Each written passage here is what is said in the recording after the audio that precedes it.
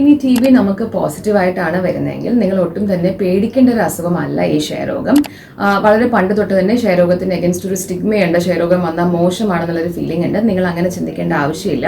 കാരണം ഇന്നത്തെ കാലത്ത് വളരെ high quality drugs central government വഴി national T B elimination program എന്നൊക്കെ പറഞ്ഞ് വളരെ നല്ല ക്വാളിറ്റി ഡ്രഗ്സ് ആണ് നമുക്കിപ്പോൾ കിട്ടുന്നത്.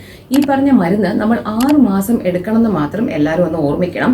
കാരണം ഇതിന്റെ പകുതി വെച്ച് നമ്മൾ മരുന്ന് മുടങ്ങിയാൽ ഈ ക്ഷയരോഗം നമ്മുടെ ശരീരത്തിൽ പിന്നെയും വരാൻ സാധ്യതയുണ്ടെന്നും പിന്നെ വരുമ്പോൾ ചിലപ്പോൾ മരുന്നെടുത്താൽ മാറില്ലാത്ത രീതിയിൽ ഡ്രഗ് റെസിസ്റ്റന്റ് ടി ബി എന്ന വേണമെങ്കിലും നമുക്ക് വരാം.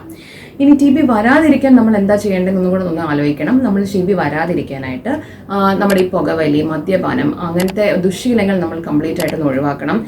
ഏറ്റവും കൂടുതലായിട്ട് നമ്മുടെ ഇടയിൽ കണ്ടുവരുന്ന അസുഖമാണ് പ്രമേഹം, ഡയബറ്റിസ്.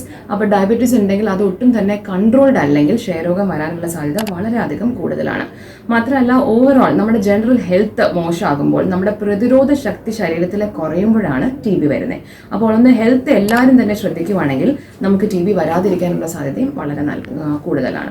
ഇനി ഒന്ന് ജസ്റ്റ് പറയാനുള്ളത്, ഈ വേൾഡ് ട്യൂബർകുലോസിസ് ഡേയിൽ നമ്മൾ എല്ലാവരും ഒരുമിച്ച് നിന്ന് നമ്മുടെ ഗവൺമെന്റ് സൈഡിൽ നിന്നാണെങ്കിലും ഡോക്ടേഴ്സും ജനങ്ങളും ഒരുമിച്ച് നിന്നിട്ട് ടി ബി ഇന്ത്യയിൽ നിന്ന് കുറയ്ക്കുക മാത്രമല്ല ഒരു ദിവസം ടി ബി ഇന്ത്യയിൽ നിന്ന് മാറ്റാൻ തന്നെ നമുക്ക് പറ്റട്ടെ.